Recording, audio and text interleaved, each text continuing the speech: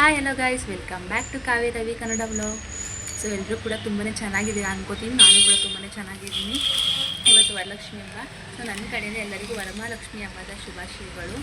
So ನೀವು ಅಂದ್ಕೊಂಡಿದ್ದೆಲ್ಲ ಆಗಲಿ. So ಬನ್ನಿ, ಇವಾಗ ಅಕ್ಕನ ಮನೆಗೆ ಹೋಗ್ತಾ ಇದ್ದೀನಿ. ಅಕ್ಕನ ಮನೆಯಲ್ಲಿ ಏನೆಲ್ಲ ಆಗುತ್ತೆ ಇವತ್ತು ಅಂತ ನಿಮ್ಮ ಜೊತೆ ಶೇರ್ ಮಾಡ್ತಾ ಹೋಗ್ತೀನಿ. ಪ್ಲೀಸ್ ಹಾಗೆ ನನ್ನ ಚಾನಲ್ನ ಸಬ್ಸ್ಕ್ರೈಬ್ ಮಾಡ್ಕೊಂಡು ನೋಡಿ, ಹಾಗೆ ಲೈಕ್ ಮಾಡಿ, ಶೇರ್ ಮಾಡಿ, ಕಮೆಂಟ್ ಮಾಡಿ, ಹಾಗೆ ಫ್ಯಾಮಿಲಿ ಫ್ರೆಂಡ್ಸ್ಗೂ ಕೂಡ ಶೇರ್ ಮಾಡಿ. ನನ್ನ ಕಡೆಯಿಂದ ಒಂದು ರಿಕ್ವೆಸ್ಟ್ ಫ್ರೆಂಡ್ಸ್, ನನ್ನ ಕಡೆಯಿಂದ ಏನಪ್ಪ ಅದು ಅಂದರೆ ಪ್ಲೀಸ್ ವೀಡಿಯೋನ ಸ್ಕಿಪ್ ಮಾಡ್ದಂಗೆ ನೋಡಿ, ಹಾಗೆ ಸಪೋರ್ಟ್ ಮಾಡಿ. ಆಗಲಿ thank you for the watching. ಇಲ್ಲ ಬನ್ನಿ ವೀಡಿಯೋನ ಕಂಟಿನ್ಯೂ ಮಾಡ್ತೀನಿ. ಮನೆಗೆ ಹೋಗ್ತಾ ಇದ್ದೀವಿ.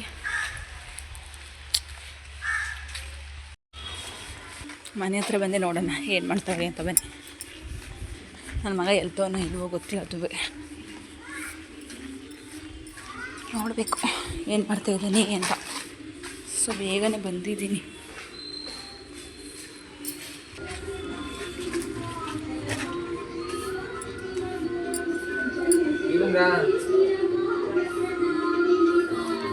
ಏನು ಮಾಡ್ತಾರೆ, ಎದ್ದಿಲ್ಲ ಅವನು.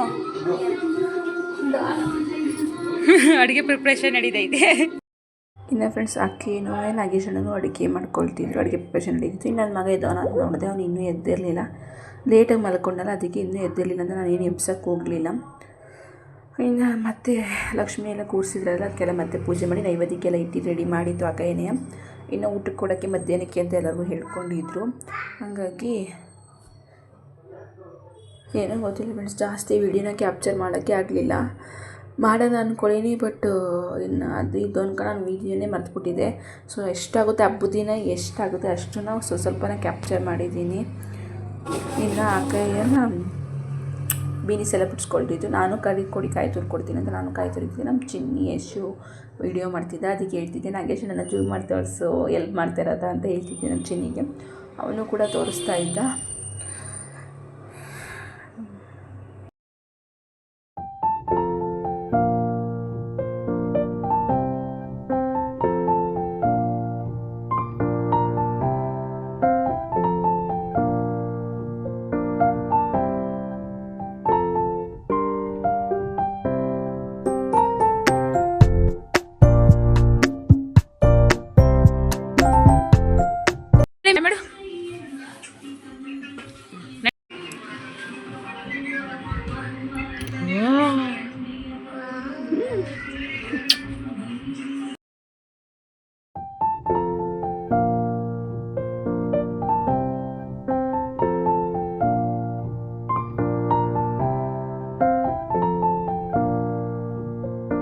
ಫ್ರೆಂಡ್ಸ್, ನಾನು ನಮ್ಮ ಪಾಪು ಮಲಗಿದ್ದಲ್ವ, ಹಂಗಾಗಿ ನಾನು ಪೂಜೆ ಮಾಡಿರಲಿಲ್ಲ. ನಮ್ಮ ಪಾಪು ಎದ್ಮೇಲೆ ಅವನು ಕೂಡ ಸ್ನಾನ ಮಾಡಿಸಿ ಪೂಜೆ ಮಾಡೋಣ ಅಂತ ನಾನು ಪೂಜೆ ಮಾಡ್ಕೊಂಡಿರಲಿಲ್ಲ.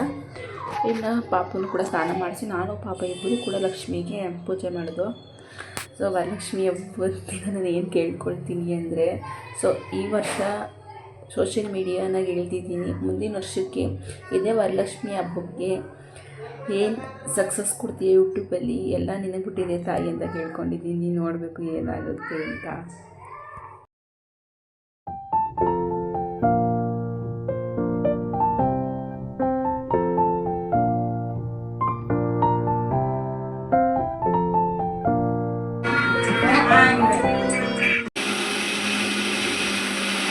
ಇನ್ನು ಫ್ರೆಂಡ್ಸ್, ಊಟಕ್ಕೆ ಬಂದು ಒಬ್ಬಿಟ್ಟು, ಮಾಮೂಲಿ ಒಬ್ಬಿಟ್ಟಿಗೆ ಹಾಲು ತುಪ್ಪ, ಇನ್ನು ಸಾಂಬಾರು, ಒಬ್ಬಿಟ್ಟಿನ ಸಾಂಬಾರು, ರೈಸು, ಕೋಸಂಬರಿ, ಪುಳಿಯೋಗರೆ, ಬೀನ್ಸ್ ಪಲ್ಯ, ಹಪ್ಪಳ, ಇಷ್ಟು ಅಡುಗೆ ಮಾಡ್ಕೊಂಡಿದ್ದು ಊಟಕ್ಕೆ. ಸೊ ಎಲ್ಲರಿಗೂ ಬಡಿಸ್ಬೇಕಿತ್ತು, ಹಂಗಾಗಿ ರೆಡಿ ಮಾಡ್ಕೊಂಡಿದ್ದು. ಇನ್ನು ಫ್ರೆಂಡ್ಸ್, ನಮ್ಮ ಮನೆಯವರು ಕೂಡ ಬಂದು ಅವರು ಕೂಡ ಪೂಜೆ ಮಾಡಿ ಒಂದು ರೀಲ್ಸ್ ಮಾಡ್ತೀನಿ ಅಂತ ರೀಲ್ಸ್ ಮಾಡ್ತಾಯಿದ್ರು. ನಾನು ಹೆಂಗೆ ಬರುತ್ತೆ ಏನು ಅಂತ ಸಪೋರ್ಟ್ ಮಾಡಿದ್ರು. ನಾನು ಮಾಡಲ್ಲ, ಹಂಗೆ ಹಿಂಗೆ ಅಂತ ವಾದ ಮಾಡ್ತಿದ್ದೆ. ನೀವೇ ಹೇಳಿ ಇಷ್ಟೆಲ್ಲ ಕಟ್ ಮಾಡಿ ಹೋಗ್ಕೊಡ್ದು ನಮ್ಮ ಮನೆ ಬಿಟ್ಟು ಆಯ್ತಾ, ನಮ್ಮ ಮನೇಲೇ ಇರಬೇಕು.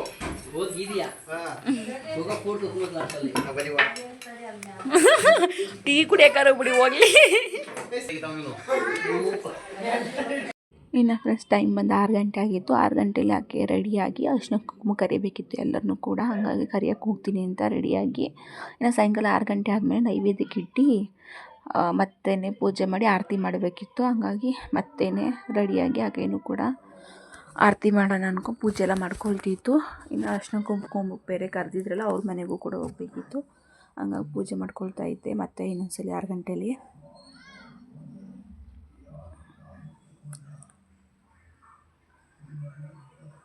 ಇನ್ನು ಫ್ರೆಂಡ್ಸ್ ಅದಾದಮೇಲೆ 3 ಜನನೂ ಆರತಿ ಬೆಳಗ್ತಾ ಇದ್ದೀವಿ. ಸ್ಲೋ ಆಗಿತ್ತು, ನಾನು ಕೂಡ ಸ್ವಲ್ಪ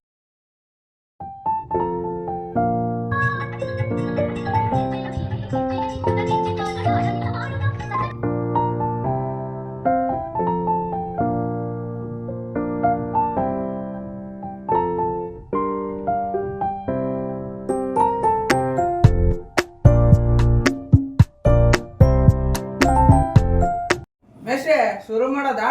ಬನ್ನಿ. ಲಕ್ಷ್ಮಿ ಎಲ್ಲಿ ಹೋಯ್ತಿದ್ಯಾ? ಎಲ್ಲಿಗೆ? ಇಷ್ಟೆಲ್ಲ ಖರ್ಚು ಮಾಡಿದೀನಿ ನಾನು. ಯಾರಿಗೋಸ್ಕರವ ಎಲ್ಲ ಖರ್ಚು ಮಾಡಿರೋದು ನಿನಗೋಸ್ಕರ. 1 ವರ್ಷ ಪೂರ್ತಿ ಆದ್ರೂ ನೀ ಇಲ್ಲೇ ಇರ್ಬೇಕು, ಹೋಗ್ ಕೂಡ್ದು. ಇವೆಲ್ಲ ಮಾಡಿರೋದು ಯಾರಿಗೆ? ನಿನ್ಗೆ ಆಯ್ತಾ? ದಿಂಬಾಕಿದೀವಿ, ಅಚ್ಚುಕಟ್ಟಾಗಿ ತಿಂದು ಮನೆ ಕಂಬಕ್ ಇಲ್ಲೇ ಯಾರ ಮನೆಗೂ ಹೋಗ್ಬಾರ್ದು ಆಯ್ತಾ? ಮನೆ ಬಿಟ್ಟು ಆಚೆ ಹೋಗ್ ಕೂಡ್ದು. ಸಾಕು ಹಾಕೈನ ಮನೆಯಿಂದ ಹೋಗ್ತಾ ಇದ್ವಿ. ಟೈಮ್ ಬಂದು 10:30, ಎಲ್ಲ ಕೆಲಸ ಆಯಿತು. ಸೊ ಇವತ್ತು ವೀಡಿಯೋ ಅಪ್ಲೋಡ್ ಮಾಡ್ತೀನಿ ಅಂತ ಹೇಳಿದ್ದೆ, ಬಟ್ ವೀಡಿಯೋ ಅಪ್ಲೋಡ್ ಮಾಡೋಕ್ಕಾಗಲಿಲ್ಲ. ಅಪ್ಲೋಡ್ ಇರಲಿ, ಎಡಿಟಿಂಗೇ ಮಾಡಿಲ್ಲ. ಸೊ ನಾಳೆ ಆ ವಿಡಿಯೋನ ಎಡಿಟಿಂಗ್ ಮಾಡಿ ನಾಳೆ ಅಪ್ಲೋಡ್ ಮಾಡ್ತೀನಿ ಒಂದು 10 ಗಂಟೆ 11 ಗಂಟೆ ಅಷ್ಟರಲ್ಲಿ. ಸಾರಿ, ಬೇಜಾರು ಮಾಡ್ಕೋಬೇಡಿ. ಮನೆಗೆ ಹೋಗೋಣ ಬೇಗ.